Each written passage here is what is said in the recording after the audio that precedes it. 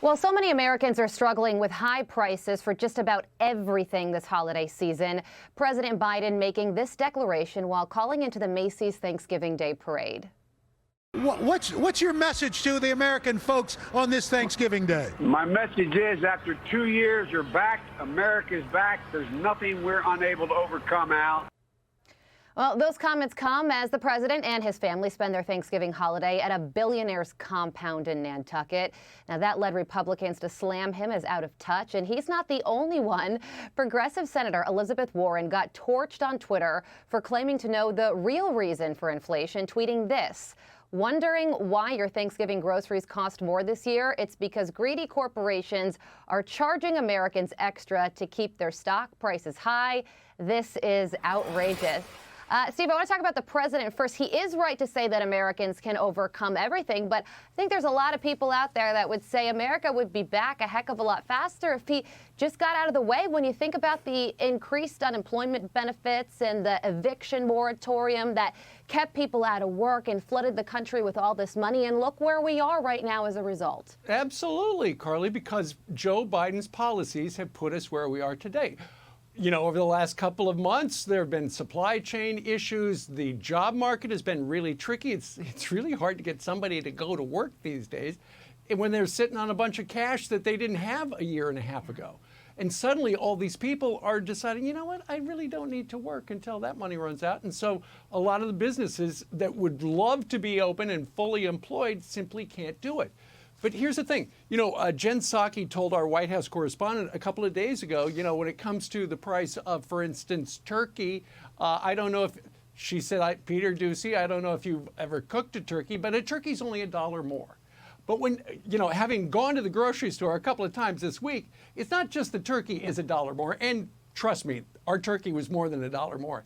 But it's the, everything for the pumpkin pie was a couple of bucks more. The green bean casserole, a couple of bucks more. The sweet potatoes, the yams, you name it, across the board. You want the store-bought gravy? It's $3 more than it was last year. Yeah. Steve, are you sitting down because our turkey weighed 17 pounds, 3 ounces, and it cost $132?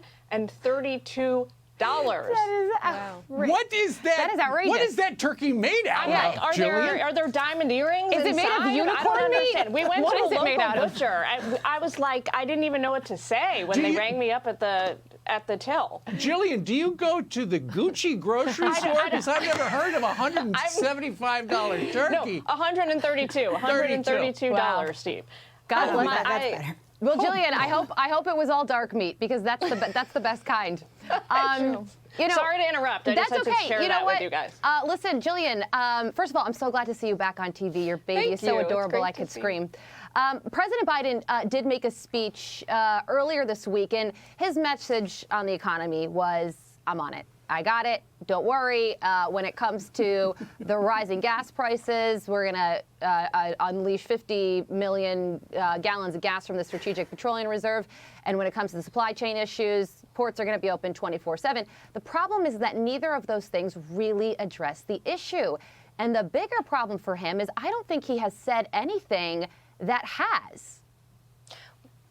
Look, lots of challenges all around, right, for the American people and for the administration here. One of the big challenges for the president's agenda is that his two biggest achievements so far, right, the infrastructure bill and then Build Back Better, if he can get it passed through the Senate, is that these achievements are what Bill McGurn from the Wall Street Journal described the other day as Washington achievements, meaning they have been covered, like 24 hours a day, 7 days a week by all the major outlets. The people that they are intended to serve are not going to reap the benefits of these bills for months, probably even years to come. This is especially true for things like subsidized child care, for things like universal pre-K. This stuff doesn't just pop into place the second legislation is passed. We have to build that in this country because it's not in place. So he's not even going to necessarily incur the political benefits from these two huge achievements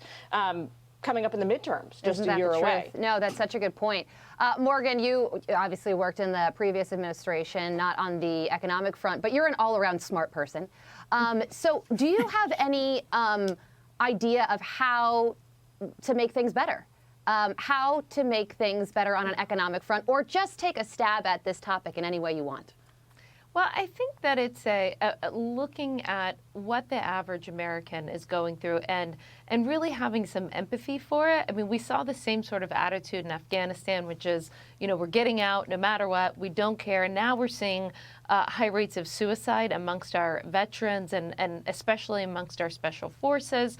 And so I think instead of sort of rolling your eyes about the turkey being more or the mashed potatoes being more, understand that whenever you're living paycheck to paycheck and whenever child care expenses are going up and when groceries are going up, that means a lot to families.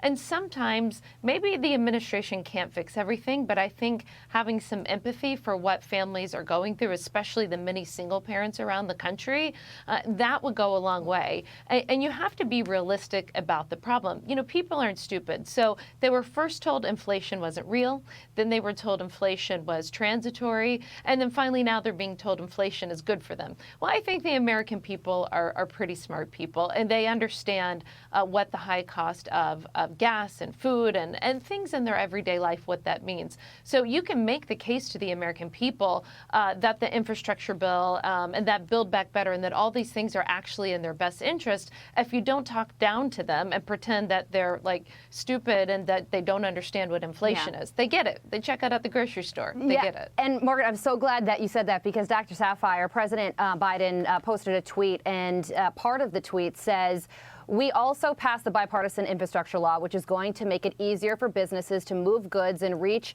more customers than ever before. My Build Back Better Act will go even further. I'm looking forward to shopping small tomorrow, and I hope you are too." The Small Business Saturday thing, very good message. But Build Back Better, I mean, the other side of the aisle is saying, listen, if that passes, inflation gets even worse.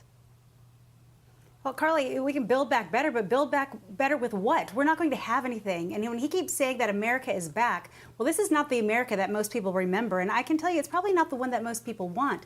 Your turkey's more expensive. Your gas to cook your turkey is more expensive. You have people who aren't going to the hospital to receive antibody therapy for COVID because the deductibles are so high through the Affordable Care Act that they're not going and getting the treatment, which leads them to be hospitalized. There are a lot of things that are costing a lot of money right now. So when you have the condescension of Jen Psaki and other people laughing it off, oh, Peter, it's only $1 more. Well, I'm sorry, but we're not sitting at billionaire compounds like some other people are. And that single dollar is a lot when it comes to a lot of people. It could be life or death for some people because they are putting away as much as they possibly can. So if someone does get sick, they can afford it. So the condescension that is coming out of the administration has to go. As Morgan puts it, they need to start relating with the average American, the real world that the rest of us live in. Yeah, or Jennifer Granholm laughing off a solution to the rising cost of oil and gas when just a couple months ago we were energy independent.